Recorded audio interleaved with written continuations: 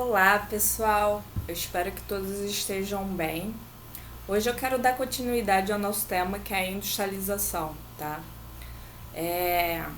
Entenda que a economia cafeeira, ela alterou profundamente o nosso espaço geográfico brasileiro, pois exigiu a implantação de grande infraestrutura, incluindo a construção de ferrovias, a ampliação de portos, tá? Hoje a gente vai falar sobre o declínio do café na economia brasileira. É a partir de 1920 que o café deixou de ser tão rentável quanto antes. Em diversas ocasiões, o governo brasileiro precisou financiar os cafeicultores. A exemplo é a retirada de impostos, tá? Essa crise do preço deve-se principalmente à expansão da produção do café no Brasil, porque antes só ficava na região sudeste. Agora você tem café em várias regiões no Brasil. E, além disso, a expansão do café em outras partes do mundo. Lembre-se de que, quanto aumenta a oferta de um produto, qualquer, por exemplo, isso aqui, seu preço tende a cair, ok? Para agravar mais a situação, os Estados Unidos, o principal comprador de café em todo o mundo, entrou em crise econômica em 1929. Ou seja, deixou de comprar o café brasileiro. Em outubro daquele ano, de 1929, só para ter uma ideia, empresas que eram avaliadas em $1 milhão foram vendidas por apenas $200 mil. Tá vendo como houve a crise? Conhecido como crise de 1929, essa situação afetou diretamente o Brasil, óbvio.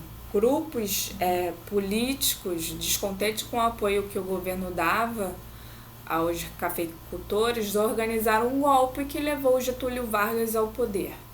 Esse novo governo, ele decidiu, a partir de 1930, impulsionar a industrialização.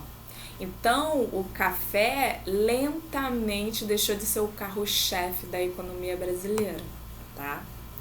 Agora vamos falar de outro assunto, tá? Que é o látex. Látex, no Acre. Mais uma mudança no nosso espaço geográfico, ok? Bom, de acordo com tratados assinados lá no século XVIII, entre Portugal e Espanha, Bolívia pertencia ao território que corresponde hoje ao estado brasileiro do Acre. Em meados do século XIX, tá? Graças a contatos com indígenas, exploradores conheceram o látex, matéria-prima usada para a fabricação de borracha, que tem muito valor comercial, ok?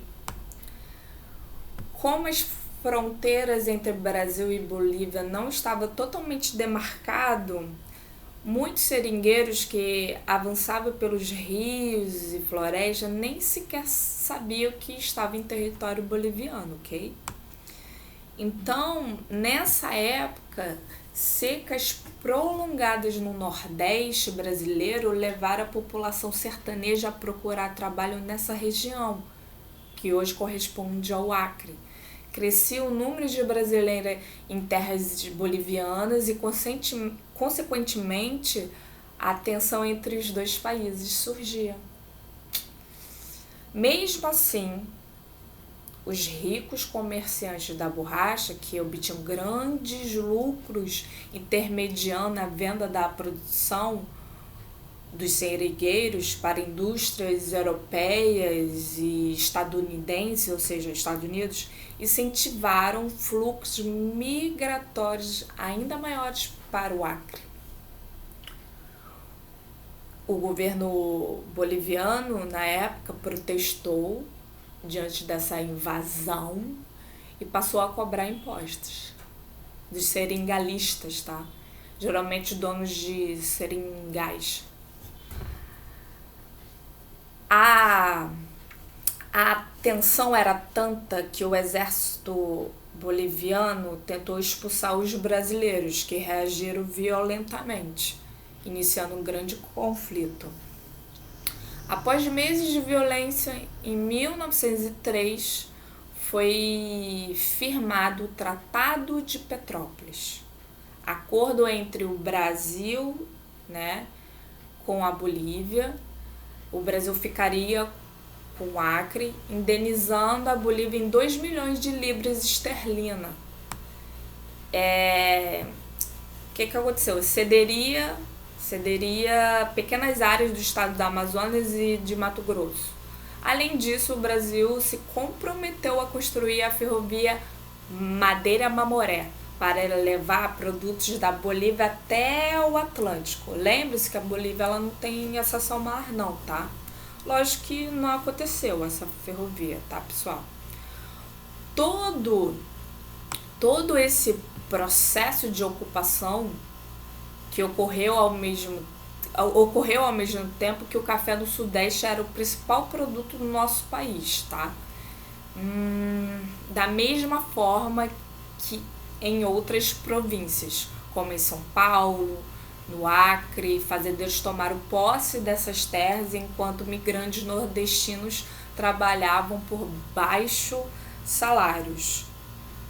O surgimento da borracha sintética, as plantações criadas no sudeste da Ásia, por exemplo, e as dificuldades de escoamento do produto na Amazônia levaram a economia da borracha a entrar em declínio por volta de 1910, ok? Então hoje eu fiz um pequeno resumão do que o café, a economia do café proporcionou ao nosso espaço geográfico, né? E hoje nós damos continuidade às alterações que o látex fez no nosso espaço geográfico, olhando assim para a região norte do Brasil, ok? Após esse vídeo, eu vou pedir para vocês fazerem alguns exercícios sobre esse tema, ok? Obrigado por assistir, eu estou perdendo a timidez, a tendência é vocês me verem mais online, tá? Pelo YouTube. Obrigada, tchau.